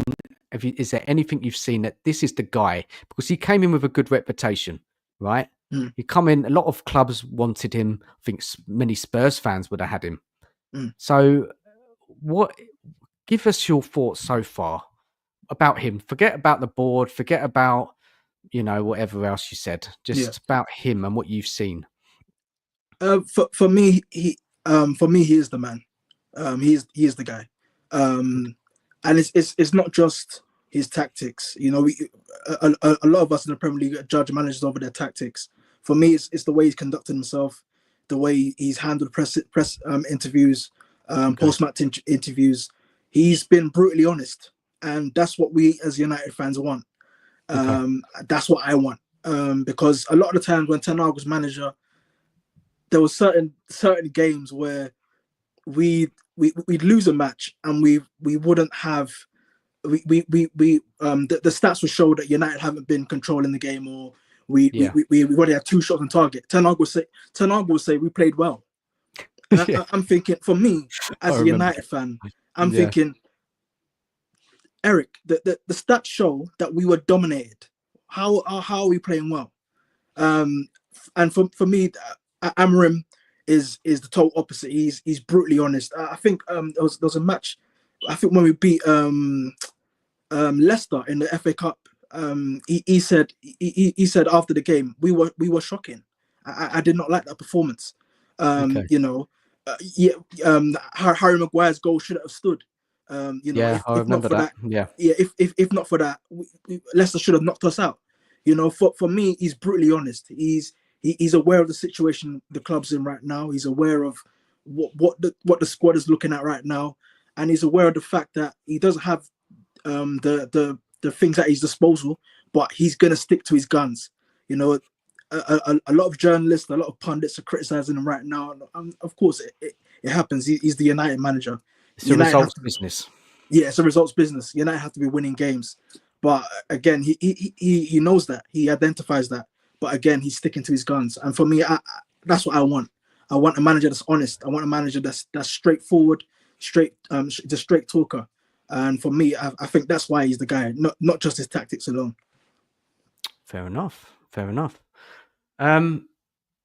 Nige, Scott, observations on Almiron so far at Man U? Do you think he's in a difficult position with the squad and whatever else is going on there? Yes, I think, and I said it last week, for me, and listen, he might be the man. He might be a fantastic manager. But, as fans, we're first to complain about a player who's only done it for 1 season or 2 seasons. Let's see what he does in 4 or 5 seasons. For me, this is a manager who's come from Sporting, right? In the Portuguese league, which, let's be honest, isn't the strongest league. And he's done well there, but Sporting are one of the top sides. They're always there or thereabouts. And he's now in the Premier League, which, as we've already said, might not be the best league, but it is the richest league. Is where the pressure is.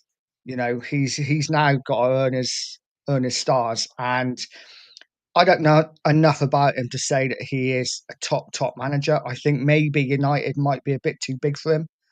I don't know. We'll see going forward. I think he needs a proper summer, but I am very much on the fence with him. I'm not sure that he's the big manager that everyone seems to think he is. Would you have taken him at Spurs? Yeah, of course. Well, we're not Man United, are we? Let's face it. We're not Man United. Man United are a different level than Tottenham. So yeah. Well, Scott, what's your assessment on Almiron so far, and do you rate him as a manager yourself? Yeah, I mean, I'm not going to claim that I watch much Portuguese league to comment on him, but people that I do that watch more European that I know and that I rate really like him, so I'll give credit for there. What I will say is United have been trying to paper over cracks for so long, and I think he's really all that's kind of coming to roost now, right? Like they haven't done what needed to be done, and they've been trying to get just, hey, we'll put a little band-aid over here, put a little band-aid, and now it's all come bursting out. So whether he's the one to fix it or not, I don't think right now there is someone that would have come in and done much better. Could have done look, I don't know. He's lost a lot of games. I don't think there's somebody who's coming in and right now they're going to be top 4 in the league, right? That's their issues go well beyond the manager. As for him, what I did like is he came in immediately, and I can't remember who. I know it was Rashford and one other guy. He left them right out of the team. You're not even in the team, and I like that. That's a good first sign. Now that's easy to do when you're coming in, the expectations are low, everybody's happy because Ten Hag is gone, and you're making those kind of changes. If that's what he's going to be able to do, where he's saying these guys that aren't helping us are done, we will lose games early on because rather than use players like you who are hurting the team overall. That's a good first sign. Now, I think he needs the summer. And next year, it's going to come pretty quickly. He cannot use after next summer. I'm sorry, but the excuses are gone because, like Nige said, this is Manchester United, right? You don't get to have 3 to 5 years. You have to start performing. It's a performance-based league, and Manchester United is at the top of that, right? They may not be how they were under Fergie, but they're not still at the level where they should be accepting these kind of results. And I'm not sure if he's in the chat anymore, but Eugene and I went back and forth a lot over the summer about our transfer window versus United's transfer window. And in my view, whoever was right or wrong, him or me, doesn't really matter, because United shouldn't be having a comparable window to us, especially not under Levy. And that kind of shows the level where they're at. There should be no time where it should be a doubt whose window is better than ours. And I think if Amarin comes in and they get back to who Manchester United are, maybe he has the chance. I can't speak to him enough. But if they don't, if they keep doing where they're buying Casemiro 5 years after the fact, if they're buying Josh Zirkzee, who is questionable whether he could get into the Ajax side before he left, right? Like, they need to be making proper signings. And if they don't, it doesn't matter who the manager is. Much like a little bit like us, right? Where we knew after Poch, we didn't make the changes that needed to be done. Manchester United has failed to make those changes that need to be done. So we'll see if that happens. He seems to be, like, reading about it, the kind of manager that should have success. He seems like a young progressive manager that is more of the successful that we're seeing right around Europe. But I think, like Nige didn't make a good point. We get on players when they've only had one good season. He's had a couple good seasons in Portugal. We should be a little suspicious. He needs to prove it now at the biggest level, and we don't know until he gets the chance. And not many managers have done well since Ferguson's gone. Let's be real; they have won trophies. Ten Hag won 2, didn't he? Yeah, in the season, 2 seasons. Well, he came into his 3rd this year. So Armour in his he's playing with Ten Hag signings. He's using them. He may have not chose them players. Man United spend a hell of a lot of money. They do a hell of a lot of money, and a lot of those players they're just not been great, are they? We've got to be honest here. I mean, Man United are more kind of looking at their youth. Ahmad coming out. He's been a shining light this season, what I've seen of him. Look, I don't really know. Can I ask Anthony a quick question, Dan? Sorry. Of course you can, yeah. You made a good point there. They spend a lot of money. To me, maybe even since Ferguson left, or at some point, it seems like at times United spends money to spend money. If you know what like, we're going to spend. We have, it's like my kids when they go to the mall. If they have money in their pocket, that money's getting spent. It doesn't matter whether there's something at that mall that they need or not. There's no chance that money's coming home when they're at the mall. And sometimes I feel like United's done that. They have a ton of money and there isn't a good fit for them. So now, but we have to buy someone. Yeah. And they buy someone for just because the money's there. And it hasn't been good, smart buys. Yeah. It's just been buying players. Mm. And that's where the problem is. And now, a little bit different from ours where we kind of buy these, but United has like just a lump of players. And you're like, how am I making this lump of players work? They don't complement each other. They don't complement the winning style. It's just players that cost money. And it just seems like they've been spending money to spend money. Yeah. Well, Ten Hag chose a lot of players from the Dutch league, right? Brought in a lot of players he knew from that league. Maybe they played from before. I don't know the ins and outs of it. But it just didn't work. I think they have talent, Man United. I think there are some talented players there. But like you said, Scott, as a collective, it's not worked. And it's not working now, even without Amarin who's coming. Yes, they've got injuries. I get that. Mason Mount, what's happened to him? He's hardly played, isn't he? He's been injured. Yeah. Don't know how long he's been there now. What, 2 seasons? Is this his 3rd season there now, Anthony? Mason Mount? This is his This is his second. No, you signed last summer. Actually, was it last summer? Hardly seen him. Yeah, signed last summer. Yeah. Look, a lot of problems there, and I mean, when you get to the summer window, and I know we mentioned this earlier, it's not going to be easy to shift out all of them players. Yeah, the contracts and big contracts. Yeah. I mean, where the club is right now is a fruit of the frivolous signings. It's a reflection of how we've spent money over the past 5-10 years. We spent money just to spend money, as Scott has said. There's been no plan, no thought to what this player offers us as a collective rather than individually.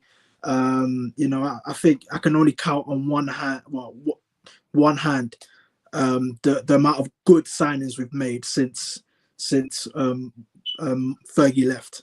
You know, Bruno Fernandes is probably one of them.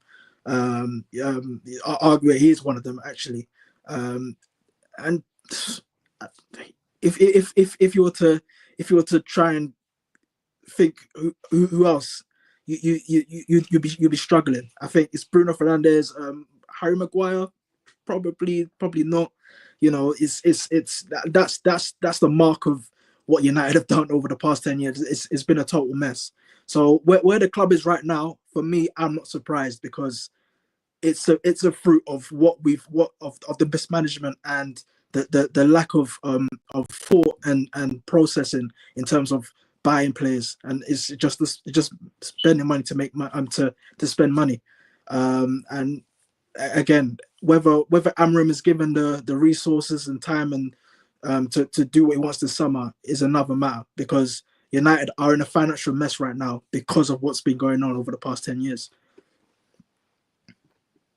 Well, look at Archer. Not sure it would have helped United's team's morale when Almiron came out and said it's the worst Man United team ever.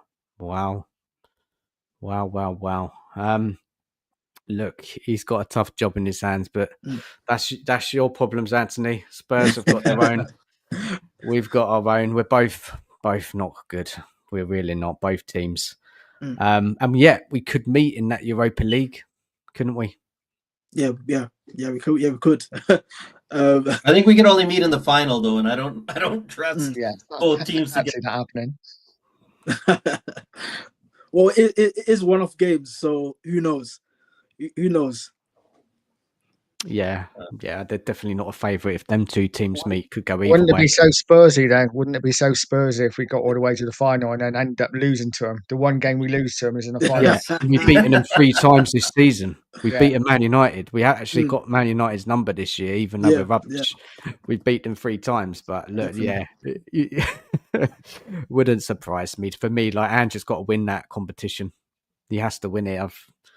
What else has he offered us this season? Just disappointment. Okay, let's move on.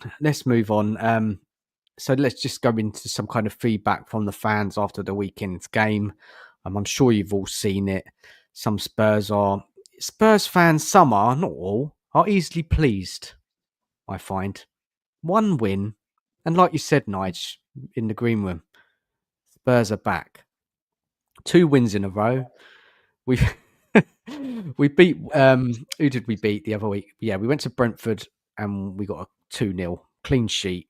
Completely battered throughout the game, but we got out of there with 3 points. Yeah, fair enough.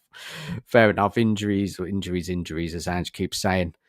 Then we played a very poor Man United team who got their own issues, and we sneak a 1-0 win. It wasn't a great performance, but maybe on the passages of play, we probably edged it. But again, Man United, they had 2 really good chances where they could have nicked a draw. So we could have come away with that with a point. So for me, 2 wins is great. It's important, of course. We need to move away from that relegation zone, get some stability in the team, get players back, and hope for better days. But there's some people think that we're going to go on a winning streak now. And I'm going to bring up the fixtures. I'm going to bring up the fixtures here because we need to look at this. Just bear with us a second. Fixtures. So this is our fixtures coming up. Ipswich away at the weekend. Let's touch on that game. Ipswich beat us at our ground earlier this season. Good performance from them to get the 3 points. That's not straightforward to me. I know Ipswich doing a relegation fight. They're fighting for their lives. I just want to look at the league table quickly. I'm just going to bring that up. Where are Ipswich? Let me just remove that comment from the screen. Hold on 1 second. Bear with us. Let me go back to that comment. Here we go. Just want to get back. Okay, so look at Ipswich. So they are sitting in 18th place, 17 points. Wolves. So look, they're fighting. Yeah, they can get out of it. Wolves are only 2 points above, and then there's a bit of a gap. So let's talk about that Ipswich game while we're on that, because I was going to talk about it anyway. Let's take the league table down. Nige, what's your thoughts on that game at the weekend against Ipswich? It's going to be a tough game. Ipswich, whereas they're down near the bottom. One of their 3 wins was against us, so there's no doubt it's going to be tough. We had the same kind of run earlier on in the season, didn't we? When we beat Brentford, beat Man United, everyone thought we were back, and then we started losing games again. We've done the same again: beat Brentford, beat Man United. This is a really tough game. We have to get 3 points. For me, points not good enough. We have to now put a run together, show some consistency, and start winning games regularly for me to believe that there's going to be any sort of positive end to the season. Are you confident? Because I'm not. No, I'm never confident watching Spurs anymore. You just don't know what team are going to turn up. Well, you do. We're going to give lots of chances away. It's tough. Ipswich are half decent at home. Obviously they've lost games, but they don't lose Let me heavily. get their, apart from Man I'll City. get their results up. Let me bring that up quickly as well, so we can have a look at their results since beginning of January. Like I said, they don't lose heavily, and I see a 6-0 in there. So look, good point away to Fulham. Won an FA Cup match, lost against Brighton, thrashed against City, smashed against Liverpool. They even lost at home this one against Southampton there. FA Cup, they're still in. And they got a good point with 10 men against Aston Villa, I can remember. At the weekend, they went they were playing with 10 men for a lot of the match. So that was a good point for them. So, look, I mean, I heard that their manager has adjusted the way they're playing. They started the season kind of pressing, trying to take teams on, but they just haven't got the level or quality of player. Now, I've heard, and people correct me if I'm wrong, because I don't really follow Ipswich or people in the chat. Has McKenna changed up the style of play there? Are they kind of sitting in a bit more now? Anthony, have you been following him at all? Could you give us any insight into that?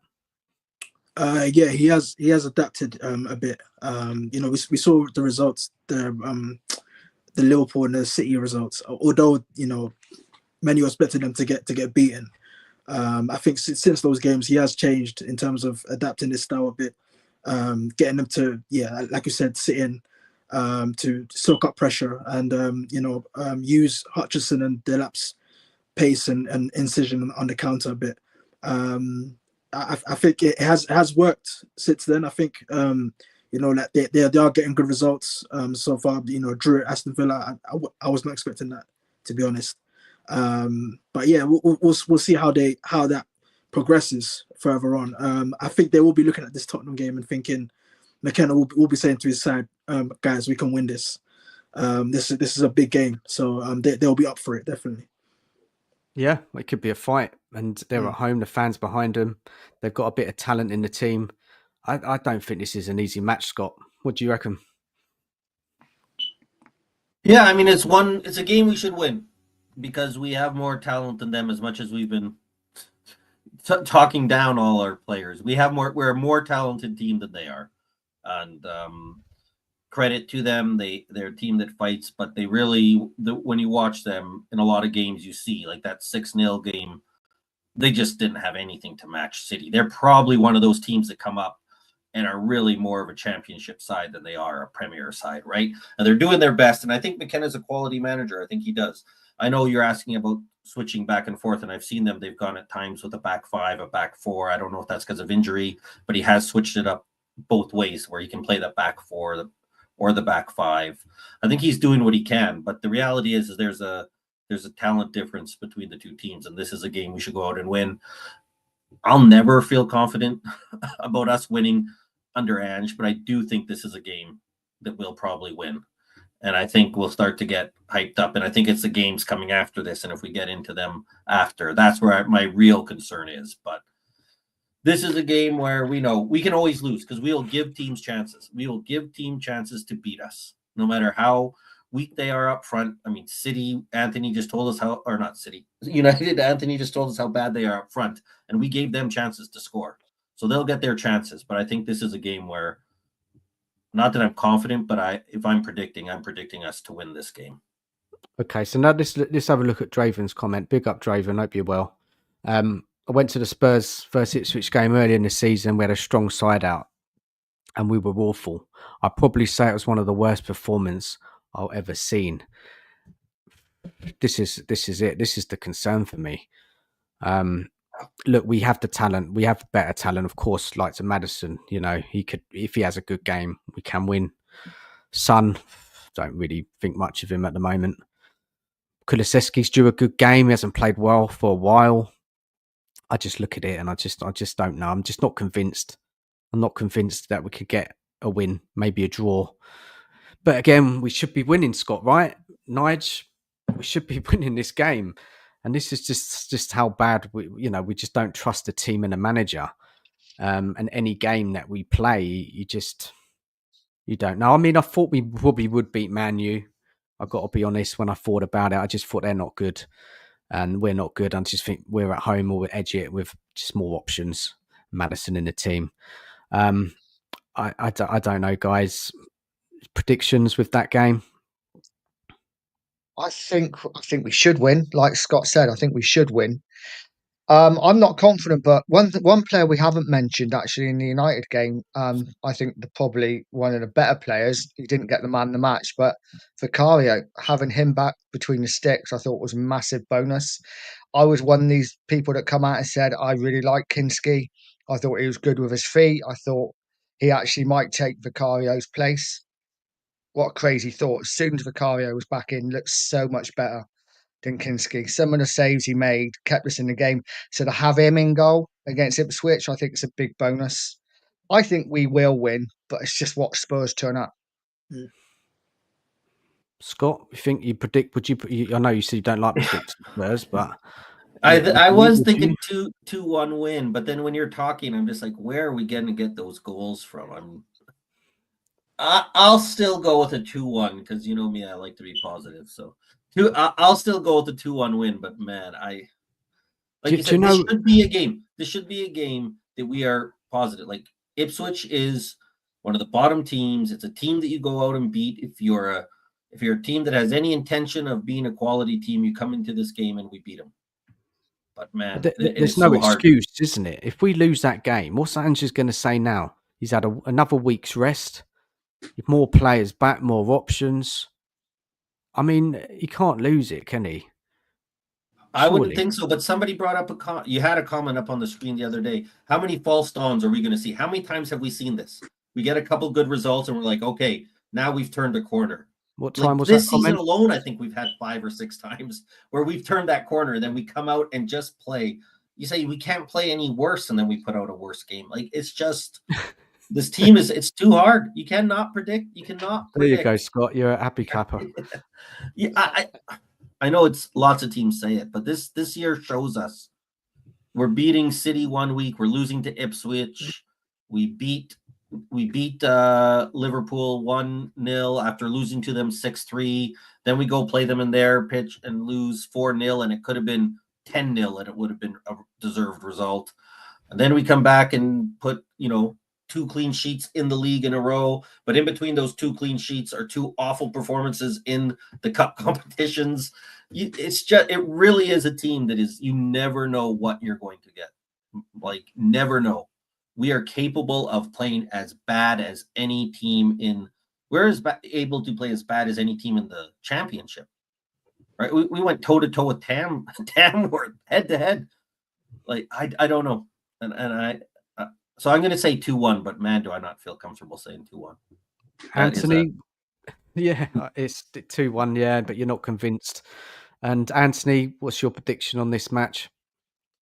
I honestly, I do not know where it's going to go. I think I will be expecting Ipswich to put up a fight, but their home form has been a bit on and off. Losing to Southampton the other week was a very surprising result. They've beaten Chelsea at home now, haven't they? Season? They're beating Chelsea at home. So, like I said before, McKenna will be getting his team right up for this, but I will be expecting Tottenham to get a result. I would say 2-1 Tottenham as well, but I would not be surprised if Ipswich grab something. I mean, guys, if we don't win this game, Sorry, but I'm not having it. I'm not having it. Yeah. There's no more excuses for Ange now. They've run out, completely run out. It's a game we have to win it. I'm not having it. Yeah, I am I think it's a wrong? bonus. I think it's a bonus that we kick off at 3 o'clock. I know that might sound weird, but I think every time I've seen Ipswich under the lights, apart from the Man City game, they seem to play quite well. They drew against United, didn't they? Get a 1-1 draw against United in the league. Yeah. I just think, I don't know, if we let the fans get behind them, we could be in trouble. But if we can score an early goal, I think we win the game comfortably. Okay. Nige is a little bit more confident than me and Scott. I'm not confident at all. And let's go over the chat and see what they're saying about this match.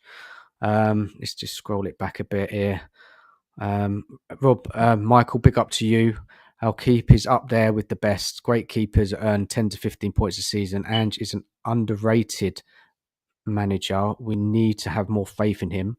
I'm backing Ange to correct the last Ipswich game. Well, Rob is an Ange fan. Fair enough. You believe in him? I think there was someone put a comment on one of my video I did at the Monday about that they didn't like sacking managers halfway through the season. Look, Rob, I don't know what you see in Ange. For me, I can't see any progression. I know we've had the injuries, but for me, we just don't look like a team. We just look so open week in, week out. It's been a dreadful season. Rob, if you're still in the chat, tell me what you see in Ange, because I can't. I'm really struggling with him. Adam Smith, some Porro Kulu need a couple of games off. Rest, I definitely agree with Polo. We should be putting Spence there. I want to see Spence in his right position. He's doing so good and left back. Imagine him on the right in his natural position. I want to see him there. So I hope Ange does rest Porro in the forthcoming fixtures. Right, guys, would you do that? Put Spence in for Porro? We all keep saying it, but he never does it. Yeah, well, Doggy's back now, isn't he? So, play a Doggy at left back, play Spence at right back. Let's see it. Scott, you've never been a Spence fan, have you? I think I heard No, you say I don't like Spence, but I like Porro at right back. I would think about it but Porro's played. Like, if you look at how many minutes he's played, I think he's played more minutes than any outfield player in the Premier League or something like that. Like, it's insane. Right. So if you need it because Porro is done, then okay. But I like Porro more than Spence. Although with the back four, it's not as. I think Porro and Udogie both are wing backs more than fullbacks. And that's the problem we have. I think so. I don't like Spence. I don't think Spence is good enough. I think he's very popular right now because he's kind of not come out of nowhere, but he was a player we thought was out of the club, and now he's played a few games, so we get hyped up about it. But I've seen him and seen him on loan where he hasn't done as well as he has here. So I question how good he actually is, but he can keep playing and proving me wrong if he wants. Look, I've been impressed with Spence. I've got to be honest, what I've seen of him defensively and going forward, and he's out of position. He's been better than a lot of our players. Time will tell if he can keep that up. He's trying to prove a point to the manager, who's only started to include him because there's literally no options. We didn't see him. We saw him against Coventry. Did he come on in that game, I think, and got a goal? I don't think he even started away to Coventry. So he wasn't even in his plans back then. Didn't he come on for Odegaard? I think it was Udogie. I think was it? Yeah, I think he got an injury and he came on. So yeah, we'll see. Draven makes a comment in the chat about our consistency worries me. I know we can play well, but for some reason, sometimes we just don't turn up. We haven't turned up enough this season. Let's be real here. Yeah, there's inconsistency, and then there's just poor. What's a worse word than inconsistent? I don't know. Vicario didn't make any saves. I wouldn't expect him to save. Okay, so he did his job. Yeah, he did his job. think it's a few long shots, didn't they, against Man United? What a save from Garnacho was pretty good. Yeah. We've already read that one. Lord Rodney Trotter, it should be a shock if Ipswich even get a point. It wouldn't be a shock if they win 3-0. I wouldn't be surprised if we lose. They've already turned us over once this season when we had quite a full-strength team. 4 points, 4 games against the newly promoted sides this season. They've all been away from home now. Yeah. Normally in the past, we've already done good against promoted sides. Previous seasons under different managers, we've always won those matches. Javen, we had Vicario and goal when we played them at home. It didn't make a blind bit of difference. That was a terrible game, weren't it? Losing to Ipswich. Yeah. Then we had Solanke up front. Son. We've got to start creating more chances and taking them at the moment. I don't feel we can always do that. We can have all the play but make mistakes at the back. Yep. We are shaky. I think that's the word. Lord Rodney Trotter agrees. We've got no choice but to believe in Ange. We've just got to hope he finds a way to turn things round, get all the players playing like Spence. Okay, look, this will give us a little bit of discussion here.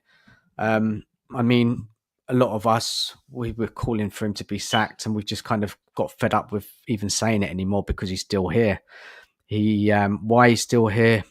Probably maybe because we're still in that Europa League and there's a small chance he could win it. Where are you guys? And Anthony obviously give your opinion on it as well. Nige and Scott, are you just kind of accepted that he's here now to the end of the season, or do you feel that he could get sacked still at some stage of the season? For me, he's here to the end of the season. We've been saying it every week, Dan, haven't we? Since I feel like this is episode 22. I feel like since episode 6, we've been saying we lose the next game, he'll be gone. And he's still here. So I've just accepted I'm just going to get behind the team now. I'm not going to get behind the manager because I don't believe in him. But I'm going to get behind the 11 players on the pitch and wait to see what happens in the summer. That's where I am. Scott, what about you, man? What are you saying? Yeah, I think he's here. I mean, the chances for him, there's been so many times this year he should have been sacked on merit and would have been sacked in the past based on what Daniel Levy has done. So I don't see how he's here. I think he's here for the rest of the season for sure. If he doesn't get sacked when we're in 16th place in the league and top 4 is gone, we know that makes no sense. Even if you said I'm going to give him the cups, like if he wasn't sacked after we got beat by Liverpool there, like that was a reason to sack him. That performance, like to lose to Liverpool is fair enough. To go there 0 shots on target, 4-0 loss, like that was embarrassing. He wasn't sacked there. Then we're in the FA Cup and he lost to Villa where we looked awful and he wasn't sacked. I just think he's had so many chances where he should have been sacked and would have been sacked any other year that things are different. And I don't know why, but now we're not acting like we normally do. So I think he's here for the rest of the season. Yeah, look, it's tough. It's tough. I mean, I've come to the realization that, he's not going unless we keep losing in the league. I keep saying that, but we pulled off a couple of wins recently and he's kind of saved his job. For me, just kind of looking at it, performances must improve. And as I keep saying, returning players, there's no excuse. We need to be picking up wins. But then when I look at the fixtures, and let me bring them up again, I look at them and I just think, where are the wins? Let me get them up. Where are the wins? I know, obviously, Ipswich, they're bottom 3. So, yeah, there should be 3 points. Man City at home. Man City are picking it up a bit lately now. Hell of a tough game. Really hard. I know we've got a good record against City, but the way we're playing right now, they'll rip us to shreds. And then you look at Bournemouth coming to our ground. There's a bit of a break there, isn't there? There's a Europa League game before the Bournemouth match. We'll find out who we're going to be drawn on Friday. International break, is it coming up? Is that why? Was it FA Cup? I think it's probably FA Cup, isn't it? Why we ain't playing? I think there's an international break in March. Okay. I think the international break's at the end of March. I think that's a FA Cup. FA Cup weekend, Anthony, I think so. So we got another week off, lots of more time to rest. You know, but God, like it's just gone the complete opposite way now, isn't it? 2 games a week for so long, and now we're not even going to have a game that weekend. So after that Europa League game, we're playing Bournemouth at home now. Bournemouth, I mean, I think they've done fantastic this season. I've got to be honest, guys. Just touch on them quickly. Yeah. Anthony as well. They've had lots of injuries, I've heard, but they're still getting results. Not many defeats. Let's have a look at them. Bournemouth defeats 6. You know, less than half than us. Quality. If you look at the level of player they have compared to us, we should have a better team than them. But Areola has done a great job, and I've heard talk today that they're like pushing for top 4. I don't know how far away they are. Probably a bit unrealistic. There, look, they're saying that they were 1 point off. Yeah, You know, you expect City to power through and get that place, unless Nottingham Forest drop off. They could be in a fight with them. What guys? Bournemouth. Anthony, what do you think of Bournemouth this season? Like, they've been so good. They beat Spurs at their ground, but that's no big thing. yeah, I've thoroughly enjoyed watching Bournemouth this season. I think when Andoni Iraola came in, I expected the team to be more intense, more physical, more aggressive out of possession, and that's just what we've seen. I think I think when they beat Newcastle at St James's Park, I think they only had 11 fit first team players. It just goes to show how much they're punching above their weight. How Andoni Iraola has got them to be playing at the top level. I think they're really impressive. But again, I point towards their intensity and aggression, their physicality. That is at 100%. And that was the reputation Andoni Iraola had at La Liga, and he's brought it over here. And I'm even seeing reports in newspapers saying that Real Madrid have him on their list to replace Ancelotti. And to me, that's no surprise because he's a really top coach. Second season, isn't it? When did he come in? Last year, right? Yeah. Came in last year, and it was like a week after Ange, I think he got hired. Yeah, and this is what I mean, Scott. Look at the two teams. Look where Bournemouth are with a lesser budget. They spend a bit of money, but nowhere near like us. And they're and up you there. see him; he's improving, which is more like that's the bigger thing. Is that he started out really rough, right? But since he got there, they're moving up and they're getting better versus us who started out like great, but then the results have been getting progressively worse and worse, which is why I think not only have you seen what Areola's done with a lesser squad and lesser resources, but you can see the improvement that he's having on the team. And they're a team that's getting better the more he's there versus us with Ange. We're not getting better with Ange here. We're getting worse with Ange involved. So that's the other thing that I think is important is that Bournemouth look better the more time he has with them. Yeah, this is why we look at teams like Nottingham Forest, Bournemouth, and having good seasons, and Ange is still in the job. Why? We've regressed. It does, Anthony. Help us make sense of it from your view on football, and what is going on here. Yeah, I do think Ange's his tactics are to blame, if I'm being honest. A lot of these managers that are doing well, they're adaptable. Ange isn't. That's where the problem lies. If you look at Nuno Espirito Santo, if you look at Andoni Iraola, if you even look at Marco Silva at Fulham, these guys can change their system drastically and still get results. Ange, he's shown he can't do that. 6 defeats. I know they're the draw specialists. They've got a lot of draws for them, but again, they're not easy to beat, are they? Yeah. Only 6 defeats, and this it really frustrates me. I've got to be honest. When we start going through it all, and we break it all down, and we look at the other clubs and see what they're doing, what they got.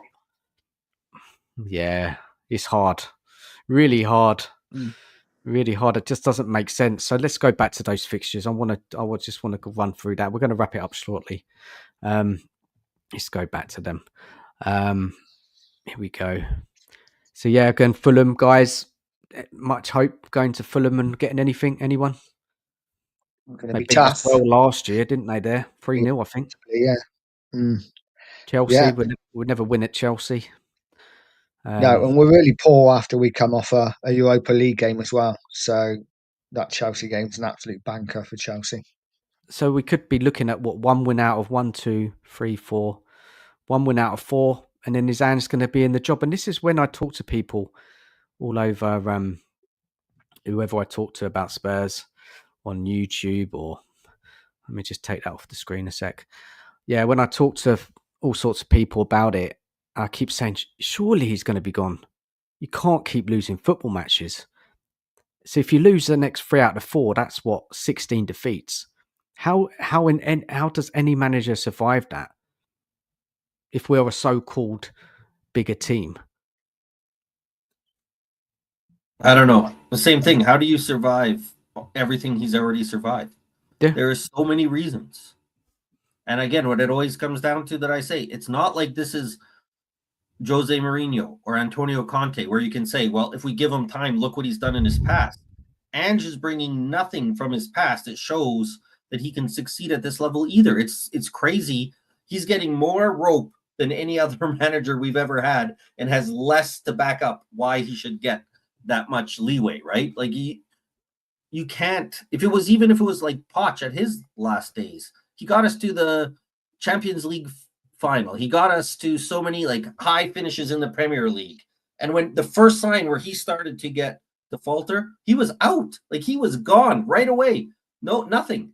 And even he doesn't get the leeway that Ange is getting. It is baffling. It truly is baffling how he isn't.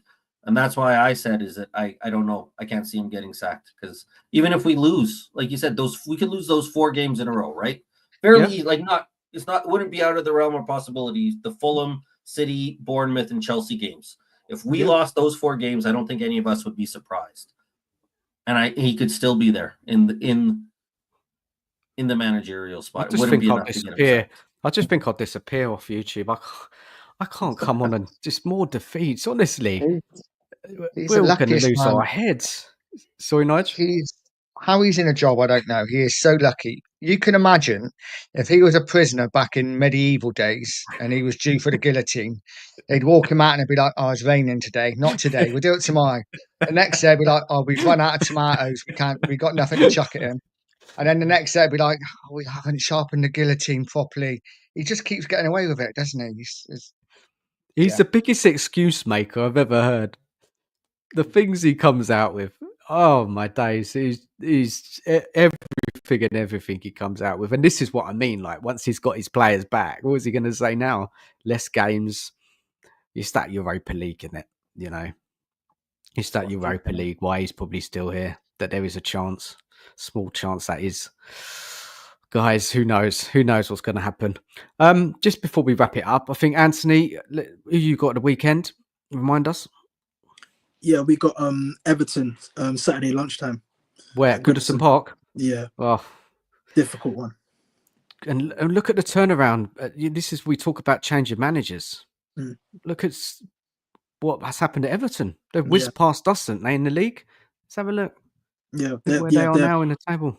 30 points, yeah.